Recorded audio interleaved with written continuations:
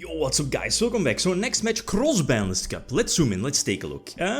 Next matchup, I feel that both these decks are, quite, at least for power level, quite equal. Infernity a deck that's from 2010, it's good, well, Prime Synchro era. It's going to take on a deck Prime Exceed era. So there's only like, 3 years difference between both of these decks. But it kind of feels like they, as you see here, from the votes, is that the power level, at least that's what I felt as well, the power level between both these decks feel, or at least it felt, like again before this match, kind of similar.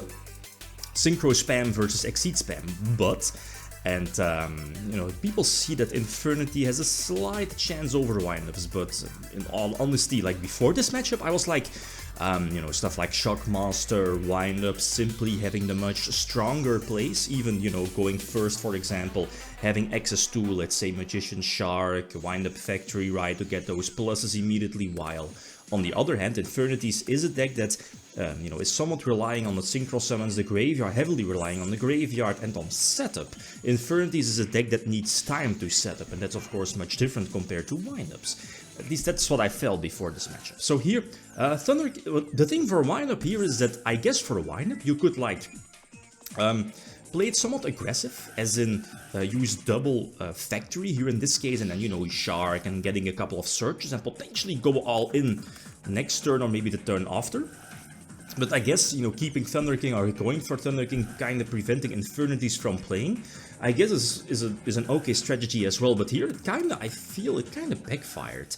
Then again, going for the other routes, you also need some turns, or needed some turns to set up, so I don't think it would have mattered in the long run. But again, I mean, the thing is that this Infernity deck has access to Triple Launcher, Mirage, 100 Ice Dragon in the extra deck, what else, like Triple Barrier as well. It's a crazy list. Don't overlook Infernities. So now going second, and that's definitely a problem, simply because Infernities, like back in 2010, you weren't playing, hand traps as we are now used to, right? But again, okay, it's super trap heavy deck, or at least it's a super trap heavy deck, so stuff like Torrential, etc. are still there to potentially nuke the entire board and, getting Infernities back in the duel. But here, I pretty much knew the game was over. Like here, I side-decked in Cyber Dragon because of Chimera deck Over Dragon, sending all the machines to the graveyard, but with Fisher, I can't do that. And Shadow Imprisoning Mirror is there as well, and I'm not sure, but I think I activated the big fool. What is it called? The Big Foolish Burial for Infernities. Inferno, I think. Infernity Inferno, discard 2, send 2 from your deck to the graveyard, for example. And I mean, obviously they are getting banished, so I kind of, gave up this duel already, but I mean, I probably should have kept going with maybe the slight chance of like topping heavy, but then I still need a potential launcher in hand and not set. I'm not sure what my sets are. There's a launcher set, so I'm not sure. Because I wanted to push, I think. It is what it is. The game is pretty much over, yeah. And here, the Photon Papilloperative, just puts one monster like on the field, I think, yeah, because you can put your own windup red to attack to use its effect, put in defense. Anyway, so game number 3, and I side-decked in Raigo's as well because of this, like Thunder King, pesky floodgates, like Shadow Imprisoning Mirror and stuff like that. So Raigo deals with that. Solemn Warning on Greffer is, I guess, a good move. The thing is with Infernities, you could have like those dead hands with, multiple monsters in your hand. They're pretty much stuck unless you have either Inferno or Greffer, or, burn through turns and setting or summoning the Infernity to the field. So here I'm kind of behind, but I'm super banking on the Torrential. I should have it set, I think, because I still have Mirage, and okay, this is okay-ish. Okay, Windup Rabbit, eventually, a Magician will be special summoned back again to the field during the next turn, but again, Inferno, such a brutal card here, very similar, something for like Laval's, right? Like in the old school days, that big foolish burial that they needed, and here, Venus Channel Necromancer, why is that? And I'm probably missing something here in the replay, but it is what it is. So again, Book of Moon, my own Archfiend to keep it on the field again. I don't want to let Archfiend getting banished from the bottomless, and here I'm behind. The thing is that Infernity does not have any hand traps, or at least does not have any unknown cards, and here I can definitely capitalize on that. So, you know, flip over Archfiend, go for the Suicide, and this should be my duel. I can, you know, start off with the, you know, the old school Synchro Infernity combo, using Necromancer, Archfiend. I still have my normal summon to go for the Tuner. I guess, in hindsight, it's probably better to go for the level 1. To go for the, you know, your level 8 synchro play that would have, you know, gotten me the 100 eyes and 100, because I have Mirage, right, in the graveyard. Yeah, in hindsight that probably would have been the better move, but it's not going to matter too much. Again, I was sure that I would search Barrier, you know, during the combo here, ending on a big Doom Dragon, I believe the name is, you know, big Infernity monster in attack position because of Barrier plus Solemn Judgment.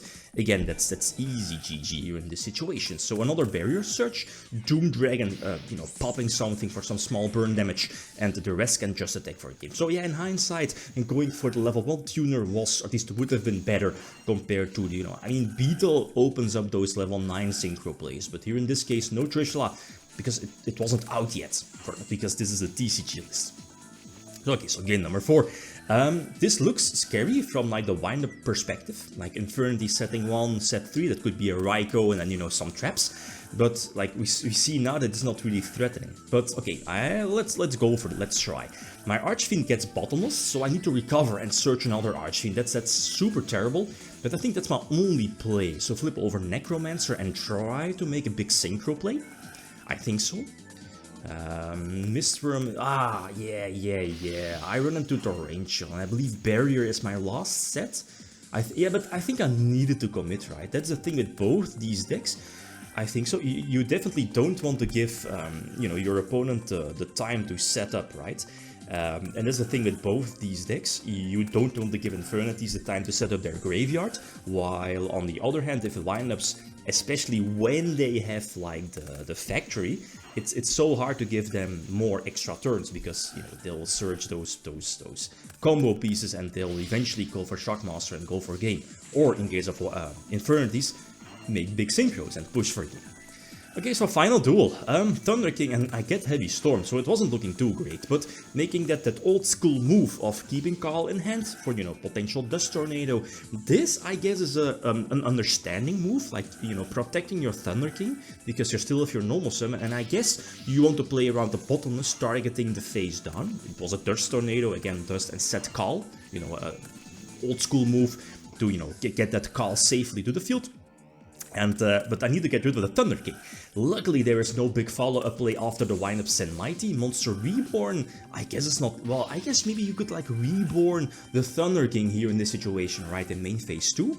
But, again, making sure that I can get that search from an Archfiend. But I still need to top deck, because, again, the Thunder King is still there. Top deck Launcher. Launcher, 3 Launcher to the rescue. Okay, so I'm still in a duel. Beetle, use the effect. And I guess I'm wasting, yeah, I'm going for a level 9 play. It's, I probably should have gone for like a level 6 synchro play. Thunder King probably would have activated, right? It is all this. It won't matter too much, because again, I can set up basically everything. Go for the, what is it, Gajildradron or something like that? The one that boosts its attack with like 700-ish to 3k as soon as, what is it, like a level 3 or lower monster leaves the field. I think it's something like that. Basically just a big beat stick level 5 synchro. Maybe a tester would have been a bit better, you know, for a pesky big monster, right, or boss monster from the opponent. Yeah, probably. Get tester might have been the better play in hindsight. Okay, so again, we have information about all the cards, like the wind-up Shark is a strange play, but I guess you're putting yourself on the clock because of Acid Golem. It's a big beat stick, 3k defense, 3k attack. But if it doesn't have any materials, I believe it can't attack, plus your opponent cannot special summon, plus you'll get like, what is it, 2k burn damage every standby phase. So if you're going for it, you're basically putting yourself on the clock, and hopefully, you know, you can go for a game, but here in this case, no way. Again, had Barrier as well, and here is the Catester that eventually seals the deal. So I think we have a well-deserved winner with Infernities. Some cool plays here and there, risky plays maybe here and there, but I think it was justified, simply because, you know, like the board wipes, or there was only one terrain show, like the chances weren't that high. But Wineups is still in and will take on either Chaos or, you know, Ravine Rulers. Next matchup, right side again, top 4 as well, bottom part, we have Drytron versus Sword Soul. So which deck is going to take this one?